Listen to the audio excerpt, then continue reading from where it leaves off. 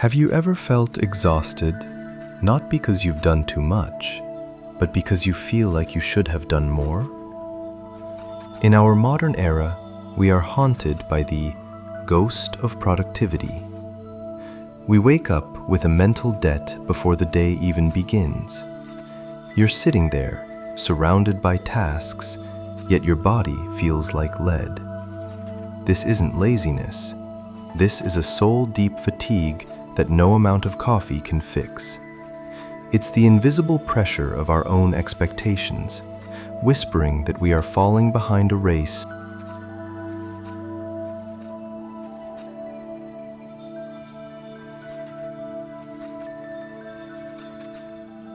Psychologists call this mental overload. Imagine your mind as a computer with 100 tabs open at once. Each tab is a worry, a what if, or a regret.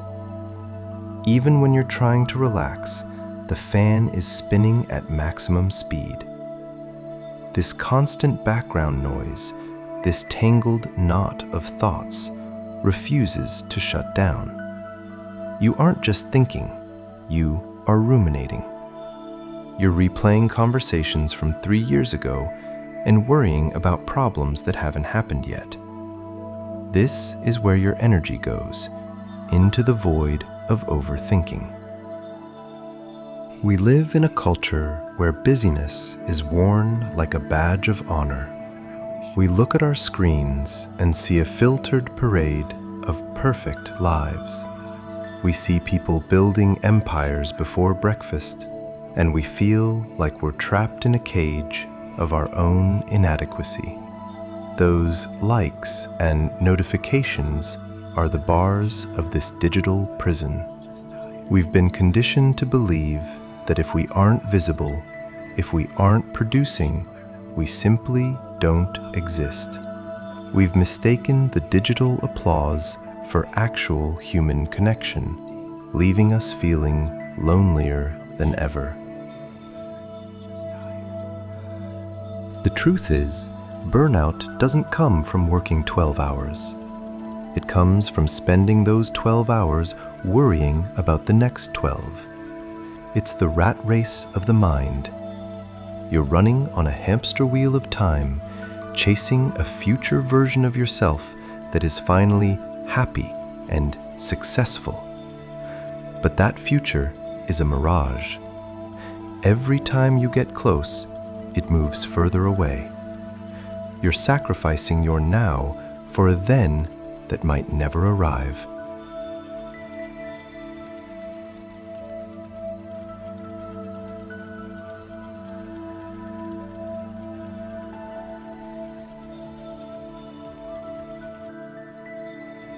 And so, we learn to perform. We put on the mask. We tell our friends we're just tired, when in reality, we are emotionally bankrupt. We smile in meetings, we post the happy photos, but inside, the light is flickering. We've been taught that vulnerability is weakness, so we suffer in silence. We carry the weight of the world on our shoulders while pretending it's as light as a feather.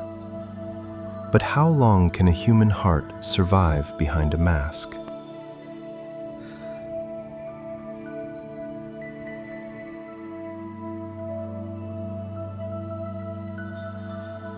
This is the point of total depletion.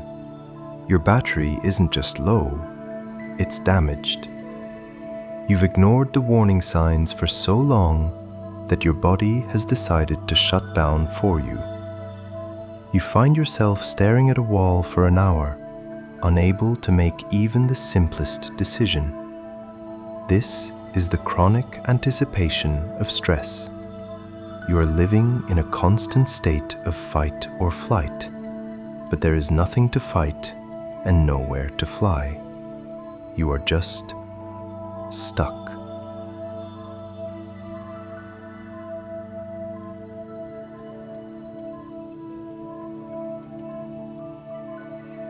Healing doesn't start with more sleep. It starts with the radical act of choosing not to compare. We often look at others and feel behind, forgetting that we are comparing our behind the scenes with their highlight reel.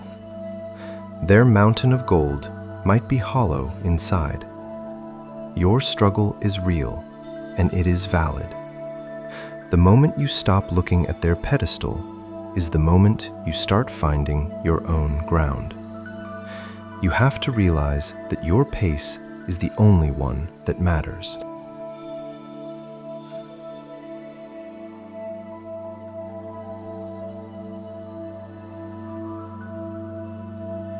It's about cutting the invisible threads.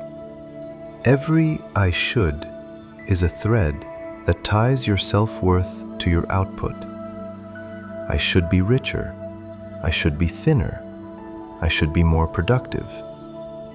Snipping these threads feels terrifying at first. You might feel like you're letting go of your ambition, but you're actually letting go of your anxiety. You're realizing that your value as a human being is not measured by your to-do list.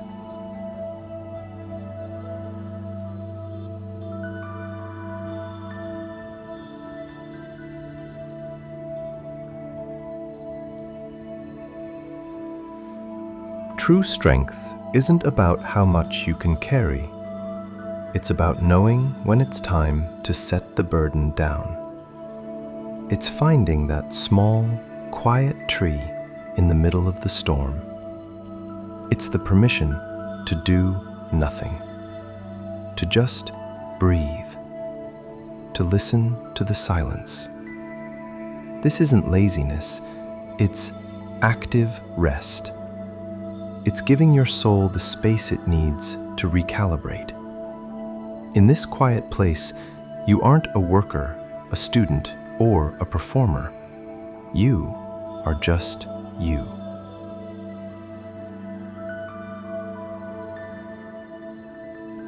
You are not a machine, you are a human being.